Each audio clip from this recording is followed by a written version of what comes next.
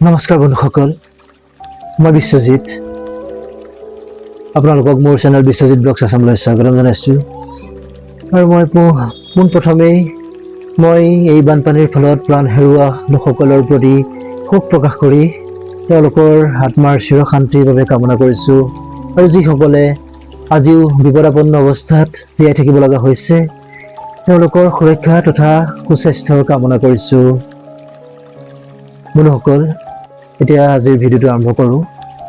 আমাৰ এই বানপানীৰ স্বাস্থ্য আৰু সুৰক্ষা গাইডৰ প্ৰথম দুটা ভিডিঅ'ত আমি খাদ্য আৰু আভ্যন্তৰীণ স্বাস্থ্যৰ বিষয়ে বহুত গুৰুত্বপূৰ্ণ কথা পাতিলোঁ। কিন্তু বানপানীৰ সময়ত আন এক ডাঙৰ সমস্যাই দেখা দিয়ে, সেয়া হ'ল আমাৰ ছাল চুলিৰ ইনফেকশ্যন আৰু ব্যক্তিগত পৰিষ্কাৰ পৰিচ্ছন্নতা বা হাইজেনিক ইত্যাদিৰ অভাৱ।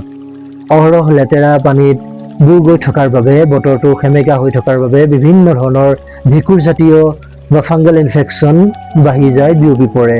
সেইবাবে আজি বিশ্বজিৎ ব্লগছ আছামৰ এই বিশেষ ভিডিঅ'টোত মই আপোনালোকক জনাম এনে কিছুমান সহজ ঘৰুৱা উপায় যাৰ দ্বাৰা আপুনি আপোনাৰ ছাল চুলি আৰু নিজক সম্পূৰ্ণ হাইজেনিক কৰি ৰাখিব পাৰিব। গতিকে আহক ভিডিঅ'টো আৰম্ভ কৰোঁ। বন্ধুসকল, প্ৰথম আৰু আটাইতকৈ সচৰাচৰ হোৱা সমস্যাটো হ'ল ভৰিৰ আঙুলিৰ চুকত হোৱা খজুৱতি, বা আমি যাক পানী খোৱা বুলিও কওঁ, যাক সাধাৰণ ভাষাত ঘাঁহ হোৱা বা পানী খোৱা, ইংৰাজীত এথলেটছ ফুট বা ফুট ৰোড বুলিও কয়। বন্ধুসকল, বানপানীৰ লেতেৰা পানীত বহু দেৰি ভৰি যেতিয়া তিতি থাকে, আমাৰ এনেও এনেকুৱা সমস্যা হয় বেছি দেৰি পানী তিতি থাকিলে, আৰু এই পৰিস্থিতিত অত্যাধিক বেছিকৈ হৈ যায়।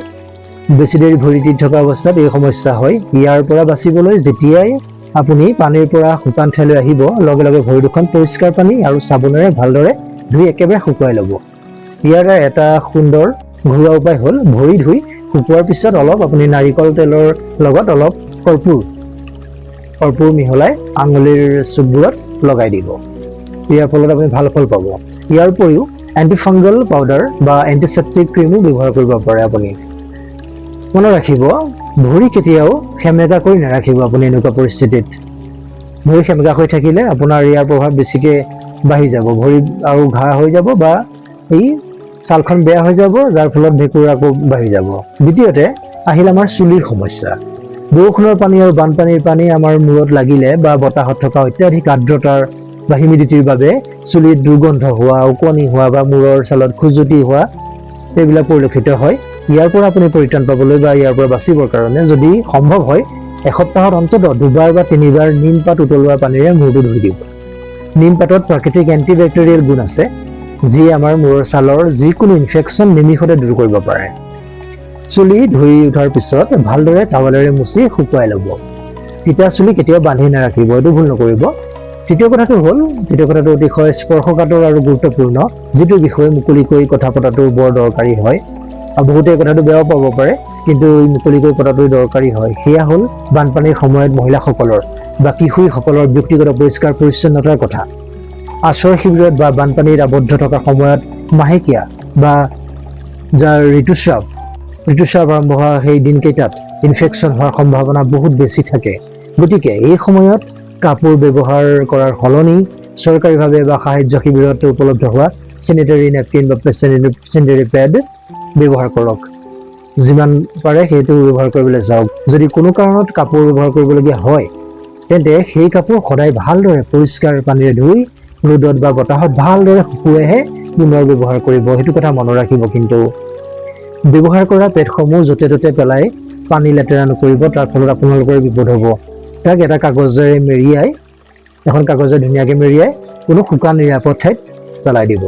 বন্ধুসকল, বানপানীৰ এই ক্ষেত্ৰখনত কেৱল খাদ্যই নহয়, নিজৰ আমাৰ এই শৰীৰটোক চাফ চিকুণ কৰি ৰখাটো সমানে জৰুৰী হৈ যায়। ইও যেন এটা আমাৰ যুদ্ধ যেন হৈ পৰে। আপোনাৰ সৰু কিছুমান সাৱধানতাই আপোনাক বহু ডাঙৰ বেমাৰৰ পৰা সুৰক্ষিত কৰি ৰাখিব পাৰে। আশা কৰোঁ মোৰ এই তিনিটা স্বাস্থ্য সুৰক্ষাৰ এই ধাৰাবাহিক ভিডিঅ'ই আপোনালোকক এই বানপানীৰ সময়ত অলপ হ'লেও যৎকিঞ্চিত সহায় কৰিব পাৰিব।